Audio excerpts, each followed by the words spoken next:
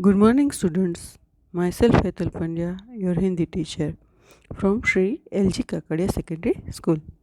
आज हम हिंदी में प्रकरण 2 बूढ़ी काकी, जो कि प्रेमचंद की रचना है, वह पढ़ेंगे।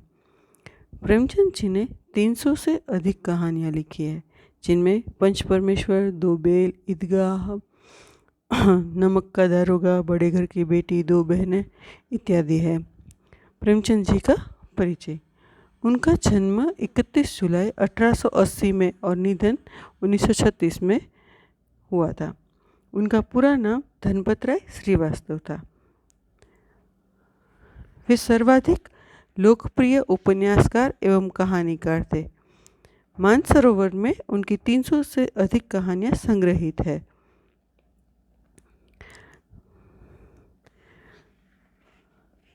हिंदी के उपन्यास सम्राट प्रेमचंद का जन्म उत्तर प्रदेश के वाराणसी के निकट लम्ही नामक गांव में हुआ था। उनका मूल नाम धनपत राय था। शिक्षा काल में ही उन्होंने अंग्रेजी के साथ उर्दू का भी अध्ययन किया था। प्रारंभ में वे कुछ वर्षों तक स्कूल में रहे। बाद में शिक्षा विभाग में सब डिप्यूटी इंस्पेक्टर रहे। स्वाधीनता आंदोलन में भाग लेने के कारण उन्होंने नौकरी छोड़ दी और वे स्वतंत्र लेखन की ओर मुड़े। वे हिंदी ही नहीं बल्कि समग्र भारतीय साहित्य के महान व्यक्तित्व है। उन्होंने समाचार पत्र जागरण तथा साहित्यिक पत्रिका हंस का भी संपादन किया था। प्रेमचंद जी ने बहुत सारे उपन्यास भी लिखे हैं। उनको उपन्यास सम्राट से नाम से भी जाना जाता है। अपनी आवाज़ जनता तक पहुंचाने के लिए उन्होंने उपन्यास, कहानियाँ और नाटक लिखे। उन्होंने अन्य भाषाओं से अनुवाद भी किए, निबंध लिखे, बाल उपयोगी साहित्य की रचना भी की। उनके उपन्यास के नाम है गबन, वरदान, प्रतिज्ञा, सेवा सदन, प्रेमाश्रम, रंगभूमि, कर्मभूमि, निर्मला, कायाकल्प, गोदान, मंगलसूत्र। जो अपूर्ण है, उनका अंतिम जो अपूर्ण उपन्यास है वह है मंगलसूत्र। मानसरोवर नामक ग्रंथ में 8 भागों में उनकी लगभग 300 से अधिक कहानियाँ संग्रहित है। प्रेम की वेदी, करबला और संग्राम उनके नाटक हैं। कुछ विचार कलम और तलवार और त्याग आदि इनके निबंध संकलन है। 1906 से 1936 के बीच जो लिखा गया प्रेमचंद जी का साहित्य है, इन 30 वर्षों का सामाजिक एवं सांस्कृतिक दस्तावेज है। भारत की सामाजिक व्यवस्था, समाज सुधार, आंदोलन, स्वाधीनता संग्राम तथा प्रगतिवादी आंदोलनों के सामाजिक प्रभावों का स्पष्ट चित्रण उनके साहित्य में हमें मिलता है। उनमें दहेज, अनमेल विवाह, पराधीनता, लगान, छूताछूत, जाति भेद, विधवा विवाह, आधुनिकता, स्त्री पुरुष समानता इत्यादि उस दौर की सभी प्रमुख समस्याओं का चित्रण उनके कहानियों में एवं उपन्यास में हमें देखने को मिलता है। हिंदी कहानी तथा उपन्यास के क्षेत्र में 1918 से 1936 तक के कालखंड को प्रेमचंद युग से जाना जाता है। आदर्शोन्मुख यथार्थवादी उनके साहित्य की मुख्य विशेषता है। अब हम जो कहानी है उसमें प्रेमचंद जी ने कौन सी समस्या ली है, क्या लिखा है, वह पढ़ेंगे। बूढ़ी काकी में प्रेमचंद ने ऐसे दयनीय वृद्धों की अवस्था की ओर हमारा ध्यान खींचा है, जिन्हें उपेक्षा मिलती है और जीवन के हर क्षण का आनंदपूर्वक उपभोग करना चाहते हैं। यह मूल कहानी का संक्षिप्त रूप है। बूढ़ापा बहुधा बचपन का पुनरागमन हुआ करता है। हमने देखा है कि बच्चा है वो क्या करता है, अपने खाने के लिए या छोटी छोटी बातों के लिए रोने लगता है या अपनी जिद करवाने के लिए वो डिमांड करता है ऐसे। तो बूढ़ी काकी जो है वो बिल्कुल बच्चे जैसी है। उसके अंदर जीभ के स्वाद के सिवा न कोई और चेष्टा शेष थी, न अपने कष्टों की ओर आकर्षित करने का। रोने के अतिरिक्त कोई दूसरा सहारा नहीं था उनके पास। समस्त इंद्रियां, हाथ पैर जवाब दे चुके थे। वो बूढ़ी थी तो उनकी शारीरिक शक्तियाँ जो है वो कमज़ोर थी, जमीन पर पड़ी रहती और घर वाले कोई बात उनकी इच्छा के प्रतिकूल करते या भोजन का समय टल जाता या उसकी मात्रा कम होती अथवा बाजार से कोई वस्तु आती और उसे न मिलती तो वे रोने लगती। छोटा बच्चा है, उसे हमें कुछ देना खाना हो या कुछ मतलब चीज़ चाहिए या उसे ना मिले तो वो भी रोने लगता है। इसलिए पहली लाइन में ही लिखा है कि बूढ़ापा बहुधा बचपन का पुनरागमन हुआ करता है। यह जो पंक्ति है वो आपको आशय स्पष्टीकरणों में भी पूछा जाता है। उनका रोना शिक्षकना साधारण रोना न था, वे गला फाड़ फाड़ कर रोती, मतलब कि वो सबको 2-3 घर तक सुनाई दे वैसे रोती थी। उनके पति को स्वर्ग सिधारे बहुत वक्त हो चुका था। बेटे तरुण होकर चल बसे थे, मतलब थोड़े बड़े होकर मर गए थे। अब एक भतीजे के सिवाय उसका कोई न था। उसी भतीजे के नाम उन्होंने अपनी सारी संपत्ति लिख दी थी। बुद्धिराम ने सारी संपत्ति लिखाते समय खूब लंबे चौड़े वादे किए। बुद्धिराम जो है उसका भतीजा है, उन्होंने जब बूढ़ी काकी की संपत्ति अपने नाम लिखवाई तब उन्होंने कहा था मैं तो आपको इस तरह से रखूँगा, ये करूँगा, वो करूँगा, मतलब झूठे वादे किए थे। उन्होंने वो कोई भी वादा निभाया नहीं था, किंतु वे सब वादे केवल कुली डेपो के दलालों के दिखाए हुए सज्जेबाग थे। सज्जेबाग जो है मुहावरा है, मतलब उसने सपने दिखाए थे, कुछ ऐसा किया नहीं था। यद्यपि उस संपत्ति की वार्षिक आय कम न थी, तथापि बूढ़ी काकी को पेट भर भोजन भी कठिनाई से मिलता था। बूढ़ी काकी जो है कहानी वो 1921 में लिखी गई है। आज से आप सोचे 100 साल पहले लिखी गई है। तो उस समय भी ऐसे इंसान थे जो अपने बड़ों को अच्छे से नहीं रखते थे। आज भी हम देख सकते हैं कि कई घरों में जो वृद्ध माता पिता है उसको वृद्धाश्रम में रख देते हैं, या तो कहीं और मतलब 2-3 बेटे हैं तो उसको ऐसे 2-3 महीने यहाँ रहना है, 2-3 महीने वहाँ रहना है, उस तरह से डिवाइड कर देते हैं। तो इस समस्या का प्रेमचंद जी ने वहाँ पे ही विवरण किया है कि वो क्या करते थे और कैसे करते थे। लड़कों का बूढ़ों से स्वाभाविक विद्वेष होता है। यह हमारे सब घर में होता है कि मतलब जो बूढ़े व्यक्ति है उनसे छोटे लड़कों या लड़की है उसकी इतनी अच्छे से बनती नहीं है। उनके विचार और अपने विचार अलग अलग होते हैं। तो और फिर जब माता पिता का यह रंग देखते हैं तो वे बूढ़ी काकी से और सताया करते थे। मतलब जो उसका भतीजा है उसके बच्चे हैं वो उस बूढ़ी काकी को अच्छे से नहीं रखते थे। कोई चूटी काट कर भागता तो कोई उन पर पानी की कुल्ली कर देता। काकी चीख मारकर रोती, परंतु यह बात प्रसिद्ध थी कि वे केवल खाने के लिए रोती है, अतएव उनके संताप और अंतर्नाद पर कोई ध्यान नहीं देता। मतलब बूढ़ी काकी की कोई भी बात कोई सुनता नहीं था। सबको यही लगता था कि वो सिर्फ खाने के लिए रोती है, मगर उसकी सब मजाक उड़ाते थे, उसके ऊपर कुल्ली करते थे, उसको चूटी काटते थे, तो वो चिल्लाएगी ना। बूढ़े लोगों को वैसे भी ज़्यादा दर्द होता है।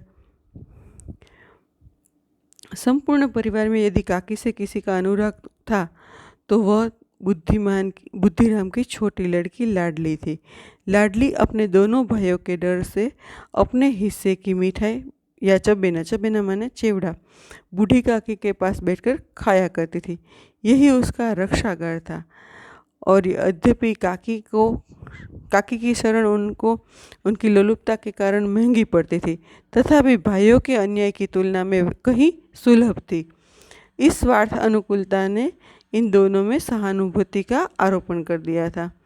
अभी क्या होता है कि जो छोटी लड़की है वो दोनों भाइयों चिढ़ाते हैं या उसके खाना ले लेते हैं, ऐसा करते थे।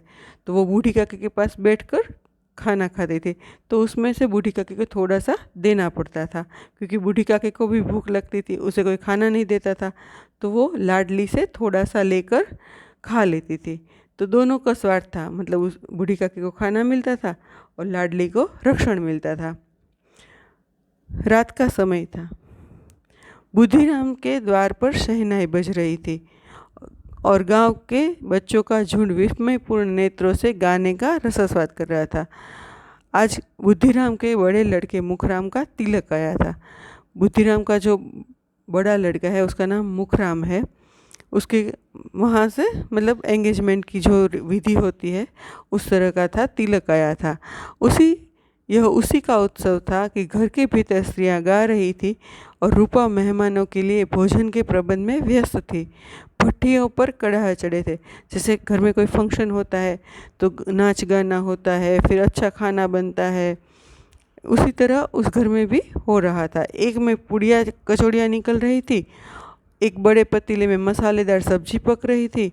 घी और मसालों की सुगंध चारों ओर फैली हुई थी। बूढ़ी काकी ने अपनी कोठरी में बैठी हुई थी। यह सुगंध उन्हें बेचैन कर रही थी। वे मन ही मन सोच रही थी, इतनी देर हो गई, कोई भोजन लेकर नहीं आया। मालूम होता है सब लोग भोजन कर चुके हैं। यह सोचकर उन्हें रोना आया, परंतु अपशुकन से डर से वे रो भी न सकी। उन्हें लगा कि आज तो घर में फंक्शन है, सब मेहमान आए हैं, तो रोना नहीं चाहती थी, क्योंकि रोने से अपशकुन होता है, ऐसा वो मानती है। बूढ़ी काकी की कल्पना में खाने की बात हो रही थी, मतलब अपने मन में वो सोच रही थी कि पूड़ियाँ कितनी अच्छी होगी, लाल लाल फूली फूली नरम नरम होंगी, कचौड़ियों में अजवाइन और इलायची की महक आ रही होंगी। एक पूड़ी मिलती तो जरा हाथ लेकर देखती, क्यों न चलकर कढ़ा के सामने ही बैठूं। इस प्रकार निर्णय करके बूढ़ी काकी उखड़ू बैठकर हाथों के बल सरकती हुई बड़ी कठिनाई से चौखट से उतरी। वो अच्छे से चल भी नहीं पा रही थी। धीरे धीरे रेंगती हुई वो कड़ा के पास आ बैठी। यहाँ आने पर उन्हें उतना ही धैर्य हुआ जितना भूखे कुत्ते को खाने वाले के सम्मुख बैठने में होता है। लेखक कहना चाहते हैं कि यहाँ पे बूढ़ी काकी की जो हालत है वो बहुत, मतलब उसको बहुत भूख लगी है, खाने की सुगंध आ रही है, वो नाक तक पहुँच गई है और उनके मन में खाने के ही ख्याल आ रहे हैं। तो वो, जैसे कुत्ते को हम रोटी देते हैं तो वह कैसे जीभ लपक कर बैठता है, उसी तरह बूढ़ी काकी कढ़ाई के पास बैठी थी। बुद्धिराम की पत्नी रूपा उस समय कार्यभार से परेशान हो रही थी। कभी इस कमरे में जाती, कभी उस कमरे में जाती, कभी कढ़ा के पास आती, कभी भंडार में जाती। बेचारी अकेली दौड़ते दौड़ते व्याकुल हो रही थी, झुंझलाती थी, कुढ़ती थी, मतलब गुस्सा हो गई थी, परंतु क्रोध प्रकट करने का अवसर न पाती थी। घर में खूब सारे मेहमान हो तो हम गुस्सा नहीं कर सकते ना, हमें सोच समझ के बोलना चाहिए। इस अवस्था में उसने बूढ़ी काकी को कढ़ा के पास बैठे देखा तो जल उठी, मतलब क्रोध उसका रुक न सका। जिस प्रकार मेंढक केचुए पर झपटता है, उसी प्रकार वह बूढ़ी काकी पर झपटी और उन्हें दोनों हाथों से झटक कर बोली, ऐसे पेट में आग लगे, पेट है या पहाड़? कोठरी में बैठते क्या दम घुटता था? अभी मेहमानों ने नहीं खाया, भगवान को भोग नहीं लगा, तब तक धैर्य न हो सका। बूढ़ी काका को इतनी जोर से चिल्लाई, उतनी जोर से डांट दिया, उसे ये भी पता न चला कि घर में इतने सारे मेहमान हैं, कैसा लगेगा, क्या होगा। मगर जो सारे दिन का जितना भी गुस्सा था वो सारा बूढ़ी काके के ऊपर निकाल दिया और उन्हें जोर जोर से बोलने लगी।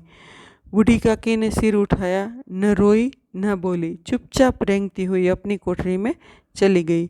भोजन तैयार हो गया, आंगन में पतले पड़ गई।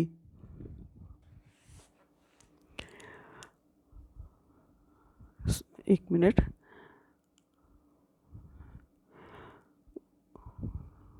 मेहमान खाने लगे। बूढ़ी काकी अपनी कोठरी में जाकर पश्चाताप कर रही थी कि मैं कहाँ चली गई। उन्हें तो रूपा पर क्रोध नहीं था, मतलब वो ये भी नहीं सोचते थे कि उसने गलत किया, वो भी नहीं। वो उसने सोचा कि जल्दबाजी में दुख हो गया, उसे दुख लगा। सच ही तो है, जब तक मेहमान लोग भोजन न कर लेंगे घर वाले कैसे खाएंगे। मुझसे इतनी देर भी रहा न गया। उन्हें खुद पछतावा हो रहा था कि मैंने ऐसा क्यों किया। अब जब तक कोई बुलाने न आएगा न जाओगी। उन्हें थोड़ा अंदर से दुख हुआ तो वो बोले कि जब तक मुझे कोई बुलाने नहीं आएगा मैं खाना खाने नहीं जाऊंगी। मन ही मन इसी प्रकार का विचार कर उन्हें वह बुलावे का इंतज़ार करती रही।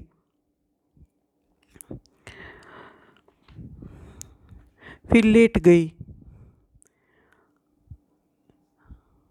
धीरे धीरे गीत गुनगुनाने लगी। उन्हें मालूम हुआ कि मुझे गाते देर हो गई, इतनी देर तक लोग भोजन कर रहे होंगे।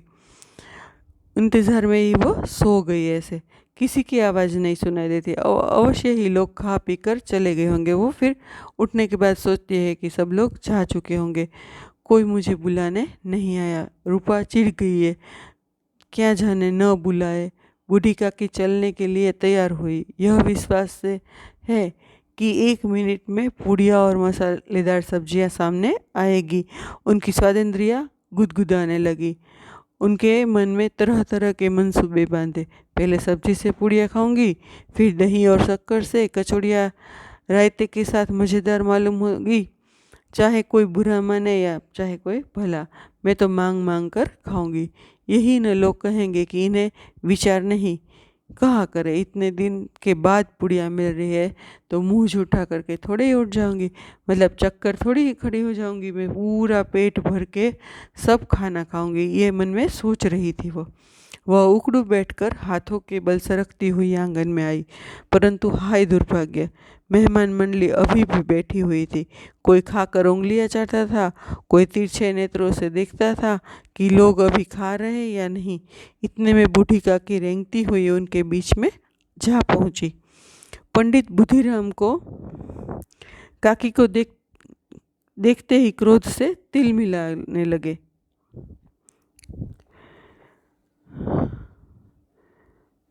लपक कर उन्होंने काकी को दोनों हाथ से पकड़े और घसीटते हुए लाकर उन्हें अंधेरी कोठरी में धम से पटक दिया। यह व्यवहार उनका ठीक नहीं है। उन्होंने पहले पत्नी रूपा ने उसको डांट दिया, तो अभी पंडित बुद्धिराम ने उसको काकी को खींच के कोठरी में धम से पटक दिया। मेहमानों ने भोजन किया।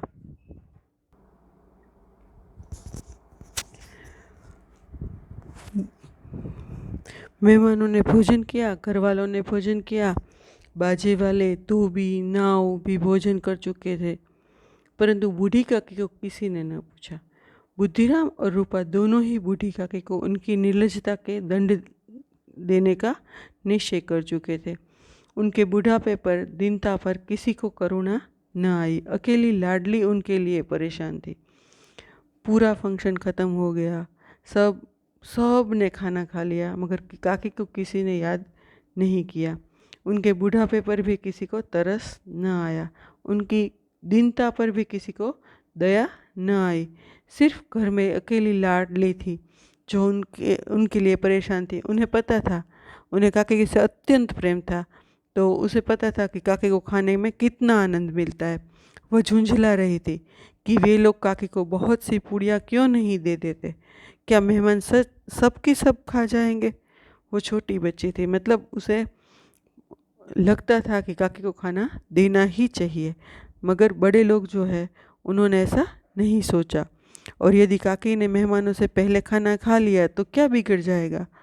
वह काकी के पास जाकर उन्हें धैर्य देना चाहती थी, परंतु माँ के डर से ना चाहती थी। अपने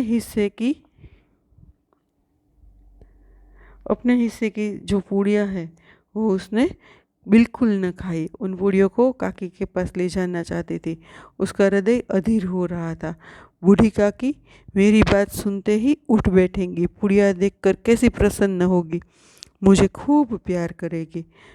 वो बच्ची है, वो काकी से बहुत प्रेम करती है, तो वो चाहती है कि उनके खाना क्यों नहीं दे रहे लोग। रात के 11 बजे तक उसने इंतज़ार किया। फिर रूपा आंगन में पड़ी सो रही थी। लाडली की आंखों में नींद न थी। वो काकी के बारे में ही सोचती रही। काकी को पूड़ियाँ खिलाने की खुशी उसे सोने न देती थी। जब विश्वास हो गया कि अम्मा सो रही है, तो वह चुपके से उठी और बूढ़ी काकी की कोठरी की ओर चली। बूढ़ी काकी को केवल इतना याद था कि किसी ने मेरे हाथ पकड़कर घसीटे और फिर ऐसा मालूम हुआ कि जैसे कोई पहाड़ पर उड़ाए लिए जाता है। उनके पैर बार बार पत्थरों से टकराए, तब किसी ने उन्हें पहाड़ पर से पटक दिया। वे मूर्छित हो गए। उन्हें कुछ भी होश नहीं था। वो भूख के मारे बेहोश हो रही थी। जब वे सचेत हुई तो किसी की जरा सी भी आहट ना मिलती थी। उन्होंने समझा कि सब लोग खा पी कर सो गए। यह विचार कर काकी निराशामय संतोष के साथ लेट गई। ग्लानि से गला भर आता था, परंतु मेहमानों के डर से रोती न थी। वे सोचती थी कि आज घर में सब आए हैं, मैं रोऊंगी तो कैसा लगेगा। तो गला भर गया था पूरा, मगर रोती न थी डर से। सहसा उनके कानों में आवाज़ आई, काकी उठो, मैं पूड़ियाँ लाई हूँ। काकी ने लाडली की बोली पहचानी, झटपट उठ बैठी, दोनों हाथों से लाडली को टटोला और यह उसे गोद में बिठा लिया। लाडली ने पूड़ियाँ निकालकर उनके हाथ में दे दी। काकी ने पूछा, क्या तुम्हारी अम्मा ने दी है? लाडली ने कहा, नहीं, मेरे हिस्से की है। काकी पूड़ियों पर टूट पड़ी। उन्हें बहुत सुबह से भूख लगी थी, उन्हें किसी ने खाना नहीं दिया था, तो पेट में तो चूहे दौड़ रहे थे।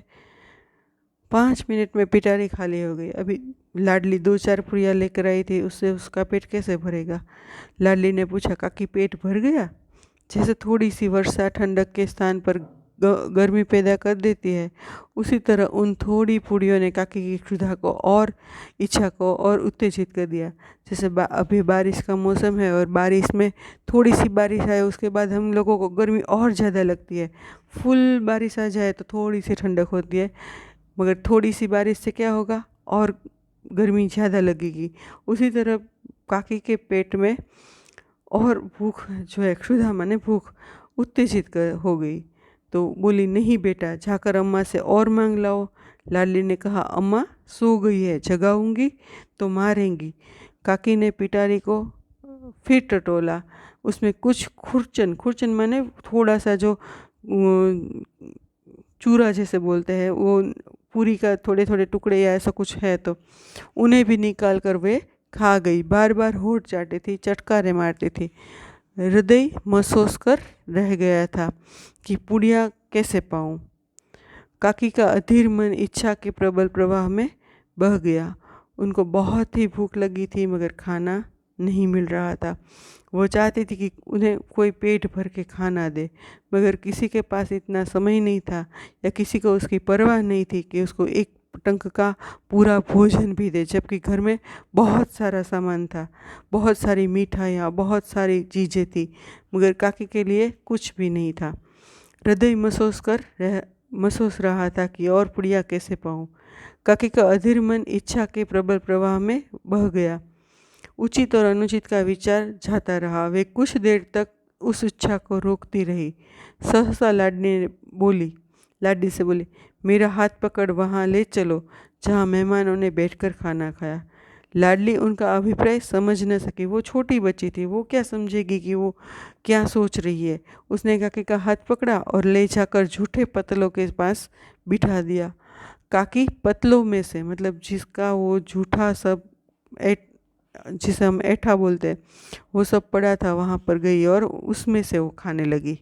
उसमें से पूड़ियों के टुकड़े चुन चुन कर खाने लगी। ओह, दही कितना स्वादिष्ट था, कचौड़ियाँ कितनी सलोनी, खस्ता कितना सुकोमल। काकी बुद्धिहीन होते हुए भी इतना जानती थी कि मैं वह काम कर रही हूँ जो मुझे कदापि नहीं करना चाहिए। मैं दूसरों की झूठी पतल चाट रही हूँ। काकी को पता था कि ये गलत कर रही है, मगर फिर भी उनसे रहा नहीं गया, तो उसने झूठी पतले खाना शुरू कर दिया। परंतु बूढ़ापा तृष्णा रोग का अंतिम समय है। ये जो लाइन है, बूढ़ापा तृष्णा रोग का अंतिम समय है, वह आपको आशय स्पष्ट करो में 3 मार्क में पूछा जाएगा। उनमें आपको पूरा वर्णन करना होगा कि बुढ़ापे में लोग क्या क्या करते हैं, उससे क्या हो जाता है, ये आपको वहाँ लिखना होगा। जब संपूर्ण इच्छाएं रही एक ही केंद्र पर आ लगती है। बूढ़ी काकी में यह केंद्र उनकी स्वादेंद्रियाँ थी। स्वादेंद्रियाँ माने जीभ, जिससे उसको खाने का स्वाद मिलता था। ठीक उसी समय रूपा की आंखें खुली। उसे मालूम हुआ कि लाडली मेरे पास नहीं है। वह चौंकी और चारपाई से इधर उधर देखने लगी, कहीं नीचे तो नहीं गिर पड़ी। उसे वहाँ न पाकर वह उठी तो क्या देखती है कि लाडली झूठी पतलों के पास चुपचाप खड़ी है और बूढ़ी काकी पतलों पर से पूड़ियों के टुकड़े उठा उठा कर खा रही है। रूपा का हृदय सन्न हो गया। सन्न हो गया वो मुहावरा है। यह वह दृश्य था जिसे देखकर देखने वाले के हृदय कांप उठते हैं। हृदय कांप उठना भी मुहावरा है। उससे वह देखा नहीं गया। ऐसा प्रतीत होता है मानो जमीन रुक गई, आसमान चक्कर खा रहा है, संसार पर कोई विपत्ति आने वाली है। रूपा को क्रोध न आया, शोक के सन्मुख क्रोध कहाँ।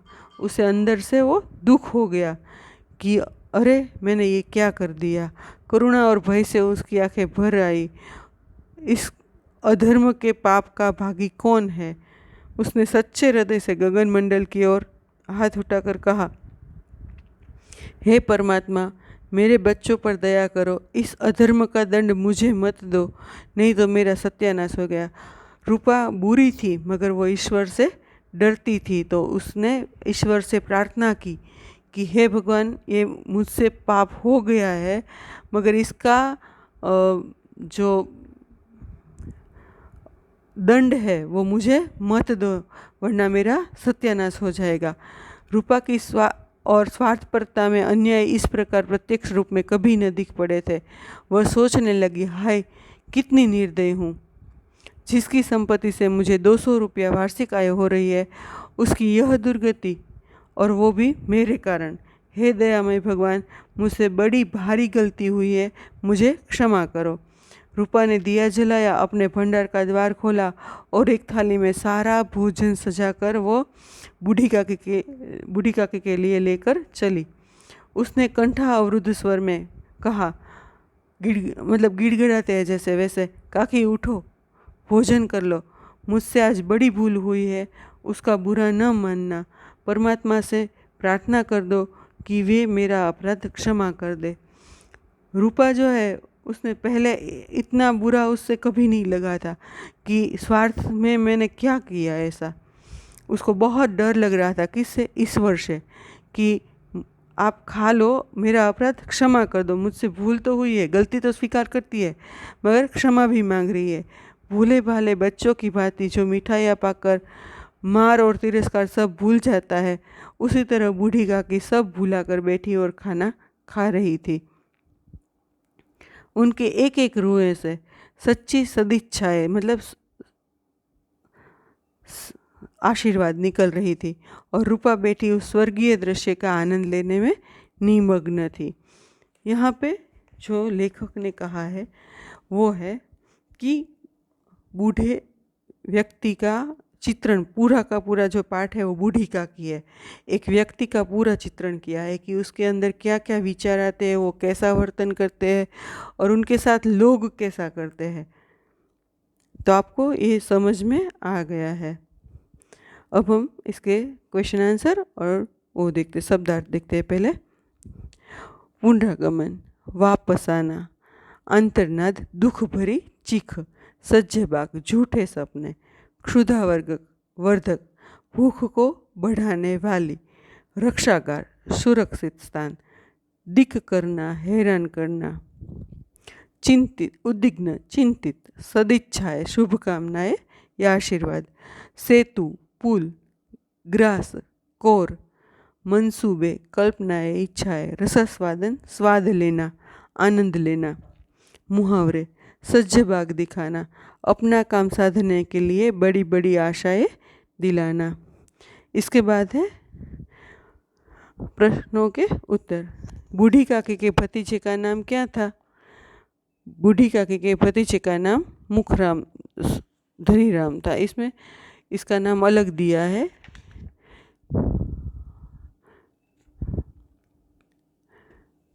एक बुद्धिराम था उसका नाम। यहाँ पे अब हमें लिखना होगा पंडित बुद्धिराम। रूपा किसकी पत्नी थी? बुद्धिराम की। किसने अपने हिस्से की पुड़िया काकी के लिए बचा कर रखी? लाडली ने। बूढ़ी काकी को पतलों पर से झूठी पुड़ी के टुकड़े देखकर कौन सन्न रह गया? तो रूपा। इसके बाद है बूढ़ी काकी कैसे रोती थी? बूढ़ी काकी जो है, एक वाक्य में आपको लिखना है तो आप लिखेंगे गला फाड़ फाड़ कर रोती थी। ठीक है। फिर उसके बाद है बूढ़ी काकी को घर किस उत्सव में पूड़ियाँ बन रही थी। बूढ़ी काकी के घर बुद्धिराम के लड़के का तिलक आया था, इस उत्सव के लिए पूड़ियाँ बन रही थी। बूढ़ी काकी को कहाँ पर बैठा देखकर रूपा क्रोधित हो गई। बूढ़ी काकी को कढ़ाई के पास बैठा देखकर रूपा क्रोधित हो गई। किस खुशी में लाडली को नींद नहीं आ रही थी। काकी की पूड़ियाँ देने के खुशी में वो लाडली को नींद नहीं आ रही थी। उत्सव के दिन काकी किसके डर से नहीं रो रही थी। उत्सव के दिन बूढ़ी काकी मेहमानों के डर से और अपशकुन न हो जाए उस डर से वो बड़े जोर जोर से नहीं रोती थी। इसके बाद है बुढ़ापे में बूढ़ी काकी की समस्त इच्छाओं का केंद्र कौन सी इंद्रिय थी। स्वाद इंद्रिय। बुढ़ापे में बूढ़ी काकी की समस्त इच्छाओं का केंद्र उनकी स्वादेंद्रिय थी। स्वादेंद्रिय माने जिह्वा। उसके बाद है निम्नलिखित प्रश्नों के उत्तर 2-3 वाक्यों में उत्तर लिखिए। बूढ़ी काकी कब रोती थी। तो बूढ़ी काकी जो है वह जीभ के स्वाद के सिवा इनकी कोई चेष्टा शेष न थी। जब घर वाले उनकी इच्छा के विपरीत कोई काम करते या उनके भोजन का समय टल जाता था या भोजन की मात्रा कम हो जाती थी अथवा बाजार से कोई चीज़ आए और उन्हें न मिलती थी तो वे रोने लगती थी। उसके बाद है लड़के बूढ़ी काकी को कैसे सताते थे। लड़के जब तब कभी भी काकी को सताया करते थे। लड़कों में से कोई उन्हें चुटकी काट कर भाग जाता था तो कोई उन पर पानी की कुल्ली कर देता था। इस प्रकार लड़के बूढ़ी काकी को सताते थे। उसके बाद है बूढ़ी काकी की कल्पना में पूड़ियाँ की कैसी तस्वीर नाचने लगी। बूढ़ी काकी को पूड़ियों और मसालों की सुगंध बेचैन कर रही थी। उनकी कल्पना में लाल लाल फूली फूली नरम नरम पूड़ियों की तस्वीर नाचने लगी थी। थाली में भोजन सजाकर बूढ़ी काकी को खिलाते समय रूपा ने क्या कहा। थाली में भोजन को सजाकर बूढ़ी काकी को खिलाते समय रूपा ने कहा कि काकी उठो भोजन कर लो। मुझसे आज बड़ी भूल हुई है, उसका बुरा न माना और परमात्मा से प्रार्थना कर दो कि वो मेरा अपराध क्षमा कर दे, मुझे माफ़ कर दे। उसके बाद है बुद्धिराम ने बूढ़ी काकी की संपत्ति कैसे हथिया ली। बुद्धिराम ने बूढ़ी काकी की संपत्ति लेने के लिए बड़े बड़े वादे किए, सज्जी बाग दिखाए, मैं ऐसा करूँगा, मैं आपकी सेवा करूँगा, इस तरह के लंबे चौड़े वादे किए और तरह तरह से वचन दिए और इन शर्तों में काकी फंस गई और इस तरह से बुद्धिराम ने बूढ़ी काकी की संपत्ति हथिया ली थी। निम्नलिखित प्रश्नों के 4-5 वाक्यों में उत्तर लिखिए। क्या देखकर रूपा का पश्चाताप हुआ। रूपा को बड़े लड़के के तिलक में मेहमानों तथा अन्य लोगों की पूड़ियाँ, कचौड़ियाँ तथा मसालेदार सब्जियाँ परोसी गई थी। सब खा पी कर सो गए पर बूढ़ी काकी को किसी ने खाने के लिए नहीं पूछा। रात को जब नींद खुली तो उसने जो दृश्य देखा उससे उसका हृदय सन्न हो गया। भूख से व्याकुल बूढ़ी काकी झूठी पतलों में से चुन चुन कर पूड़ियों के टुकड़े खा रही थी। यह देखकर उसे अपनी भूल पर बहुत पछतावा हुआ और उसने सोचा कि जिसकी संपत्ति से मुझे 200 रुपये वार्षिक आय हो रही है उसके साथ उसने कैसा व्यवहार किया। उसके मन में वह पश्चाताप हो रहा था। उसके बाद है रूपा और बुद्धिराम ने बूढ़ी काकी के प्रति कब अमानुषिक माने अमानवीय व्यवहार किया और क्यों। तो रूपा और बुद्धिराम ने मुखराम के तिलक के समय जो काकी है वो कढ़ाई के पास आकर बैठी तो उस समय अमानुषिक मतलब अमानवीय व्यवहार किया, उसको पटक कर रख दिया और उसे कोठरी में धकेल दिया। उसके बाद है खाने के बारे में बूढ़ी काकी के मन में कैसे कैसे मंसूबे बंधे। तो खाने के समय बूढ़ी काकी की कल्पना में पूड़ियों की तस्वीर नाच रही थी। पूड़ियाँ जो है वो लाल लाल फूली फूली नरम नरम होंगी। कचौड़िया में अजवाइन और इलायची की महक आ रही होगी। उन्होंने खाने के बारे में तरह तरह के मंसूबे बांधे थे। वे कहती थी पहले सब्जी से पूड़ियाँ खाऊंगी, फिर दही और शक्कर के साथ कचौड़ियाँ और रायते के साथ खूब मज़ेदार मालूम होंगी। वे कहती कहीं कोई बुरा माने या चाहे भला माने, वे मांग मांग कर पेट भर कर खाएगी। यही कहेंगे ना कि उन्हें विचार नहीं है, कहा करे लोग है। इतने दिन के बाद पूड़ियाँ मिल रही है तो मुंह झूठा करके थोड़े ही उठ जाऊंगी। इस प्रकार के ख्याल काकी के मन में आ रहे थे, मतलब मंसूबे बंधे थे। बुढ़ापा तृष्णा रोग का अंतिम समय, ये लेखक ने ऐसा क्यों कहा है? ये जो सेंटेंस है उसको आशय स्पष्ट करो में भी आपको लिखना होगा, उसके बाद में ही है। तो बुढ़ापा जो है बहुधा बचपन तृष्णा रोग का अंतिम समय है। अपने जीवन में मनुष्य तरह तरह की कामनाएं होती है। बचपन, किशोरावस्था, युवावस्था तरफ तथा प्रौढ़ावस्था तक मनुष्य को जल्द से जल्द कामनाओं की पूर्ति की उतनी चिंता नहीं होती जितनी वृद्धावस्था में, क्योंकि वृद्धावस्था में मनुष्य के जीवन में गिने चुने वर्ष ही बचे रहते हैं। वह जीवन के बचे खुचे वर्षों में अपनी कामनाओं को पूरा करने की हर हालत में कोशिश करता है। इसके लिए उसे बुरे भले मान अपमान की परवाह नहीं होती। इसलिए लेखक ने कहा है कि बुढ़ापा जो है तृष्णा रोग का अंतिम समय है।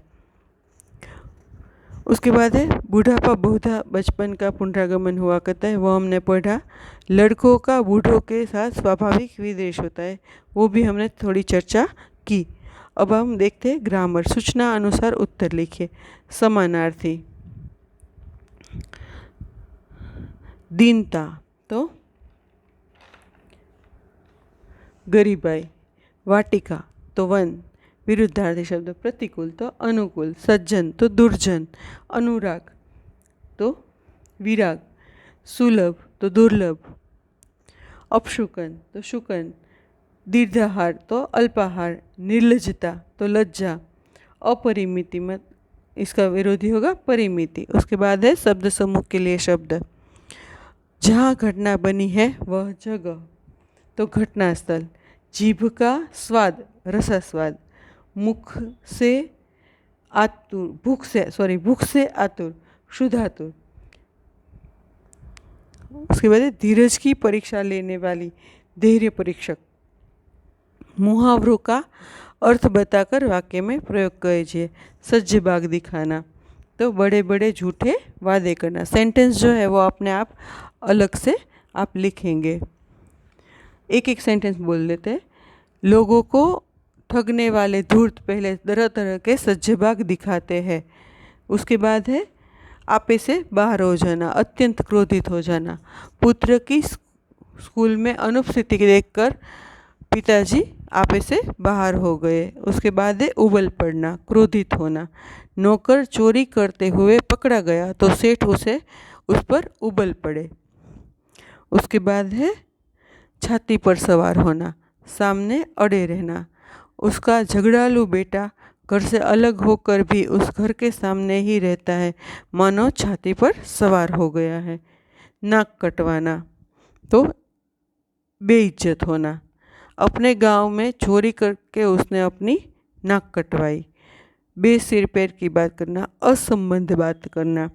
महेश की बात में आदि होता है न अंत होता है, वो हमेशा बेसिर पैर की बात करता है। हृदय सन्न रह जाना, घोर आश्चर्य में डूब जाना। बूढ़ी काकी को झूठी फतलों से खाना खाते देखकर रूपा का हृदय सन्न रह गया। उसके बाद है मुंह बाएं फिरना। मुंह बाएं फिरना मतलब बेकार ही हालत में घूमना। स्नातक होने के बाद भी कुछ काम धंधा नहीं करता, वो मुंह बाएं फिरता है। कलेजे में हुक सी उठना, मन में दुख होना। पड़ोसी की पुत्री की कराह सुनकर रामू चाचा के कलेजे में हुक सी उठी। उसके बाद है रोटियों के लाले पड़ना।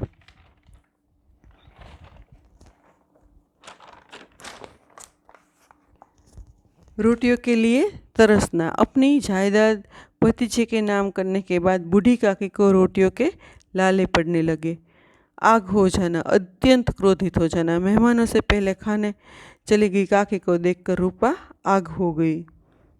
उसके बाद है जवाब देना, छोड़ देना। काकी के हाथ पैर ने जवाब दे दिया था। कलेजा पसीजना, दया आना। काकी को झूठी पतलों से पूड़ियों के टुकड़े खाती देखकर रूपा का कलेजा पसीज गया। यहाँ पे हम ग्रामर, उसके बाद है संधि विच्छेद और समास विग्रह। वो आपको करना है क्योंकि मैंने आगे के जो चैप्टर है उसमें संधि और समास पढ़ा है, तो आप ट्राई कीजिए। अगर ना आए तो मुझे पूछ सकते हैं। इस तरह हम यह प्रकरण जो है वो समाप्त करते हैं।